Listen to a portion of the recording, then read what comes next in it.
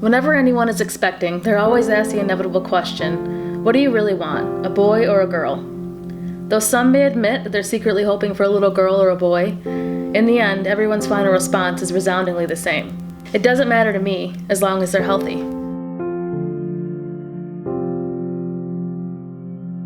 So why does that change once we're born?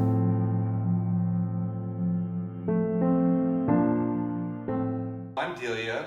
Most people call me Dee Dee. I'm a male to female transgender. And I'm Sarah. I'm a cisgender female, and this is our lovely family.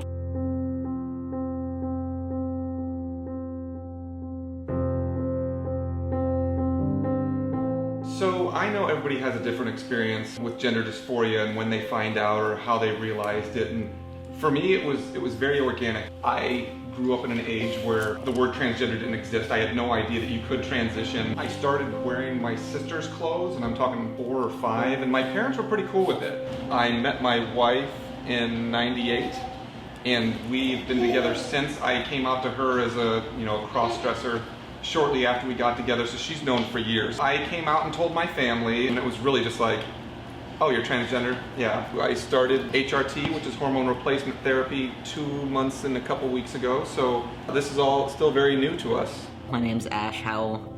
I'm 19, I'm from Florida. I came out in Titusville.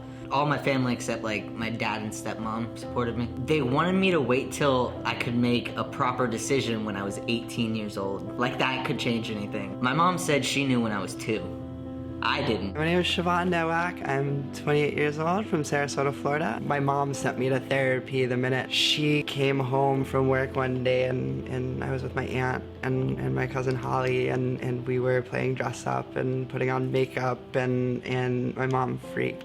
My mom wanting to blame her and my biological father and not being around, and I didn't have good enough male role models. Like I can still be trans as long as I believe in God, but once I hit that milestone, it's like, okay, now what other areas about you can we fix? And it's just a very uncomfortable feeling, like I shouldn't have to be anybody else for anybody, and I feel like my parents just constantly demand it. So right now it's just easier not to talk to them, but it's also hard not to have them in my life because no matter what they've done to me, no matter how they've treated me, they're still family. The realization of transgender is different from every person that I've spoke to, but I can tell you that this is what it feels like for me. It's like, if you ever been camping, the first couple days a lot of fun, but then you see the dirt under your nails and you don't sleep right because you're sleeping on rocks and it's wet, and you kind of have that feeling like at one point in a couple of days, I'm gonna get a shower, I'm gonna shave, I'm gonna sleep in my bed, and I'm gonna feel great. That's what dressing or being a woman is to me. We're humans, everyone has a soul. We're just in a different body than we're supposed to be. I've experienced a lot of hatred and a lot of fear, I guess I hold on to. Standing on the street or walking or going into the bathroom even, I hear the door open and I run out it quickly. Not to be seen. Living in fear, but trying to, I guess, make people around you more comfortable with who you are constantly, or learning how to hide your feelings because your feelings have always been wrong. For me, the hardest part is definitely when we're out in public and you get the stares from the aimless people walking by. But I'm getting through that. It gets easier with time. As much scrutiny as I'm getting from the general public, she's affiliated with me, so I'm sure they're mumbling under their breath about her. And that's painful to me because I don't want my family to be burdened by me.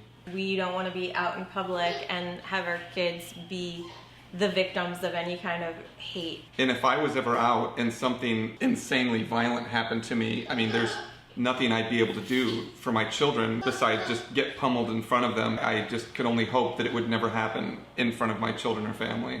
Opening up and allowing that vulnerability and I guess trusting that I won't be hurt. It seems like it stems from my experiences. Everybody has questions, and I'm an open book. I really don't care. I honestly think it's weird that most people, when they're questioning, go straight to, did you cut your penis off yet? Are you just gonna get boob implants and then you're gonna be a girl? They never really ask me any questions about like my life, my strife, my struggle, or what it was like coming out, they never ask the questions that really humanize the whole experience. I really wish they'd ask something about my life, not about what surgery I want to have done. To me, I wish people would ask how they could help. There's so many things in the world that could be done to help the transgendered community. For any person that's questioning or have questions about it, I always like for people to be honest and be open, just ask. I'd rather you ask it than just like assume anything. It's the way it's done. Like if I'm approached with kindness and if I'm approached, in a nice manner, somebody just opening that door and respectfully, I will happily answer any question regarding me as a person, trans identity, anything. I will sit down and just talk. There's plenty of support around you. Don't have a pre-perception on how people are gonna react. People get breast implants all the time just to better themselves, just because that'll make them feel better. People get their hair dyed because that just makes them feel better about themselves. And for whatever reason, these people do whatever it is they do to their body. If it makes them feel better about themselves, just do it. If you think what I'm doing is extreme, that's fine, but I'm just doing it to feel better about myself. My life radiates out of me when I can be myself. Everybody out there needs to do whatever it is they need to do to make themselves shine.